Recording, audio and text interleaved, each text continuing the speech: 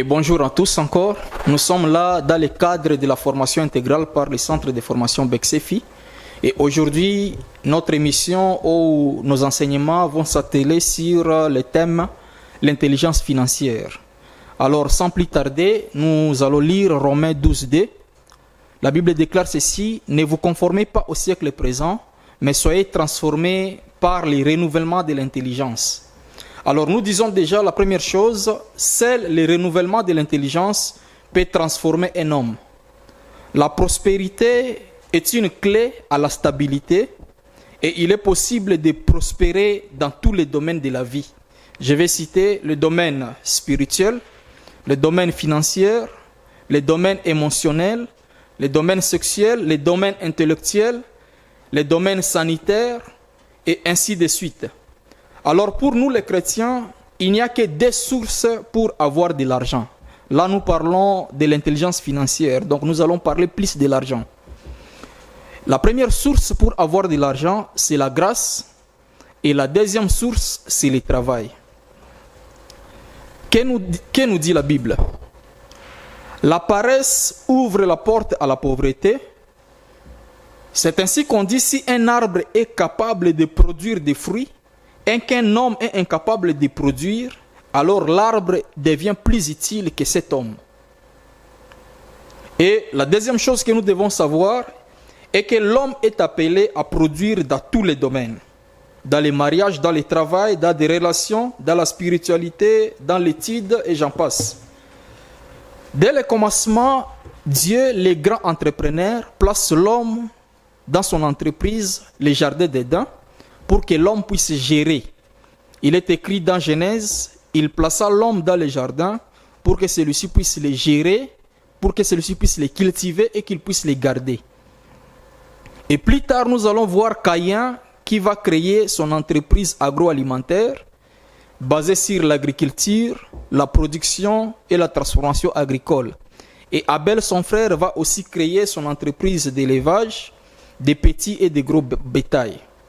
Alors, nous disons la productivité et les rapports entre la production et les facteurs mis en œuvre pour les réaliser. C'est pourquoi on doit se poser maintenant la question, pourquoi travailler? Et là, nous rentrons dans Genèse, le verset que nous avions cité à passant, Genèse chapitre 2, verset 15. La Bible dit, l'Éternel Dieu prit l'homme et le plaçant dans le jardin d'Éden pour les cultiver et pour les garder. Dans ce verset, nous trouvons la réponse sur la question « Pourquoi travailler ?» Cultiver le jardin et garder est le but de notre existence.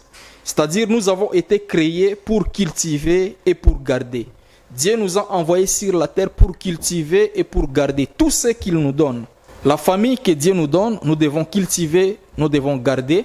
C'est ça notre travail. Dans les mariages qu'il nous donne, nous devons cultiver, nous devons garder. L'entreprise qu'il nous donne, nous devons cultiver, nous devons garder. Les enfants qu'il nous donne, nous devons cultiver, nous devons garder. Les relations qu'il nous donne, nous devons cultiver, nous devons garder. La richesse qu'il nous donne, nous devons cultiver, nous devons garder. Nous devons rendre meilleur tout ce que Dieu nous donne. En se basant sur Genèse 18, 13 et Genèse 17, 8, nous avons la révélation la plus grande de la bénédiction. Et nous allons constater ceci. Dans chaque génération, lorsque Dieu vient visiter un homme pour faire l'alliance avec lui. À l'exemple d'Abraham, là nous sommes à Genèse 18, 17, 8. Dieu va dire, je te donnerai et à tes descendants après toi le pays que tu habites, Canaan, en possession perpétuelle. Et à Jacob, Dieu va revenir pour l'alliance. Là, nous sommes à Genèse 28, 13. Dieu dit, je suis l'Éternel, le Dieu d'Abraham, ton père, et le Dieu d'Isaac. La terre sur laquelle tu es couché, je la donnerai à toi et à ta postérité. Alors, nous constatons qu'à chaque fois Dieu vient faire l'alliance avec un homme, il lui donne d'abord la terre. C'est pour dire la plus grande bénédiction qui existe sur la terre, c'est avoir une terre. La plus grande bénédiction qui existe sur la terre, c'est posséder une terre. Dieu donne toujours la terre à la personne dont il promet la bénédiction. Parce que la terre rafferme de multiples bénédictions. Celui qui est capable de posséder une terre, c'est un homme béni. Et la terre, c'est un mystère. Je donnerai un conseil à tout celui qui est en train de nous suivre. Je dirais ceci: ne néglige jamais d'acheter une terre, peu importe le millier. Que ce soit un millier reculé, ne néglige jamais d'acheter une terre. Pourquoi? Parce que c'est l'homme qui crée des villes sur les terres. L'homme peut construire des villes sur des terres. L'homme peut bâtir des villes sur des terres. Et là, je vais souligner une chose, ce n'est pas la ville qui fait l'homme, mais c'est l'homme qui bâtit la ville. Alors, peu importe où tu peux acheter, tu es capable de cultiver, d'aménager, de construire et de bâtir ce que tu veux. Ce n'est pas la ville qui fait l'homme, mais c'est l'homme qui construit une ville. Je répète cela, ce n'est pas la ville qui fait l'homme, mais c'est l'homme qui construit une ville. De la même manière que les papas d'aujourd'hui ont été des enfants d'hier, les villes d'aujourd'hui ont été des villages d'hier. Il a fallu que des hommes puissent s'élever, puissent tracer des plans, puissent s'engager dans le travail et qu'ils puissent construire ou bâtir des villes. Donc, avec les moyens que vous avez, que ce soit $500, $1000, il y a toujours la possibilité d'avoir une terre quelque part, peu importe les milliers. Ça, c'est un conseil que je donne par rapport à cet enseignement que je suis en train de partager. Je dis, ne négligez jamais d'acheter une terre, peu importe le millier, que ça soit reculé, car la terre est une bénédiction. Je suis en train de dire, seul le renouvellement de l'intelligence peut transformer un homme. Je répète, seul le renouvellement de l'intelligence peut transformer un homme. Alors 3 Jean 1, 2 dit ceci: bien-aimé, je souhaite que tu prospères en tous égards et sois à bonne santé comme prospère l'état de ton âme. La prospérité est une clé à la stabilité. Je répète, la prospérité est une clé à la stabilité. Il est possible de prospérer dans tous les domaines de la vie. Il est possible de prospérer financièrement, spirituellement, dans les relations, intellectuellement et j'en passe. Alors pour arriver à renouveler notre intelligence dans la matière de gestion de l'argent, car nous sommes dans l'intelligence financière, nous devons comprendre qu'est-ce qu'est l'argent. Première chose, l'argent, c'est toute valeur monétaire ou ensemble de pièces utilisées pour les échanges commerciaux. Je répète la définition, l'argent, c'est toute valeur monétaire ou ensemble de pièces utilisées pour les échanges commerciaux. Toute personne qui possède une monnaie d'échange possède le pouvoir de rachat. Donc, l'argent est un pouvoir. Je répète, l'argent est un pouvoir. Sous le soleil, ce qui se ressemble s'ensemble. Ainsi, nous retrouvons dans des sociétés des classes des riches, des classes des moyens et des classes des pauvres. La classe des pauvres, la classe moyenne et la classe des riches. Peu importe notre classe sociale, Dieu nous donne tous dans un jour 24 heures et dans une année 365 jours comme capital. Pour nous les chrétiens, il n'y a que 2 sources pour avoir de l'argent. Nous avons la grâce et le travail. Alors comment nous devons utiliser le capital que Dieu nous donne, le un jour, les 24 heures que Dieu nous donne dans un jour, les 365 jours que Dieu nous donne dans une année? La vie est faite d'imitations. Les riches s'enrichissent, les riches s'enrichissent, des riches s'approvissent, des pauvres s'enrichissent, des pauvres demeurent pauvres. Tout ça, ce sont des imitations de la vie. Alors, Proverbe 6 nous dit ceci: va vers la fourmi paresseuse, considère ses voies et deviens sage. Je répète, va vers la fourmi paresseuse, considère ses voies et deviens sage. Première chose à retenir, l'une des choses qui ouvre la porte à la pauvreté, c'est la paresse. L'une des choses qui ouvre la porte la pauvreté, c'est la paresse. Dieu a créé l'homme pour que l'homme puisse travailler. C'est pourquoi Genèse 2 a dit, Dieu a placé l'homme dans les jardins pour que l'homme puisse les cultiver et qu'il puisse les garder. Donc le travail, c'est le but pour lequel Dieu a créé l'homme. Toute personne qui refuse de travailler est une personne inutile. Alors j'étais en train de dire, si un arbre peut donner des fruits et que l'homme est capable de produire, alors l'arbre est plus utile que cet homme. Nous sommes appelés à produire dans tous les domaines de notre vie. Proverbe 6, 7, 8 nous dit ceci. Le fourmi n'a ni chef, ni inspecteur, ni maître, mais elle prépare en été sa nourriture. Elle amasse pendant la moisson de quoi manger. Je recommence. La fourmi n'a ni chef, ni inspecteur, ni maître. Elle prépare en été sa nourriture. Elle amasse pendant la moisson de quoi manger. Même la fourmi a l'intelligence de la provision. Même la fourmi a l'intelligence de la provision. Vivre du jour au jour, ce n'est pas seulement une question de manque de moyens, mais c'est une question de manque d'organisation. Je répète, vivre du jour au jour, ce n'est pas seulement une question de manque de moyens, mais c'est une question de manque d'organisation. Nous sommes appelés à nous organiser. Ce message, c'est un appel à l'organisation. Peu importe ton grade, peu importe ton titre, peu importe ton poste, peu importe ce que tu gagnes, je suis en train de dire à quelqu'un, il faut apprendre à s'organiser. Il faut apprendre à s'organiser. Mettre un sac de riz dans la maison, c'est l'organisation. Ce n'est pas question de moyens.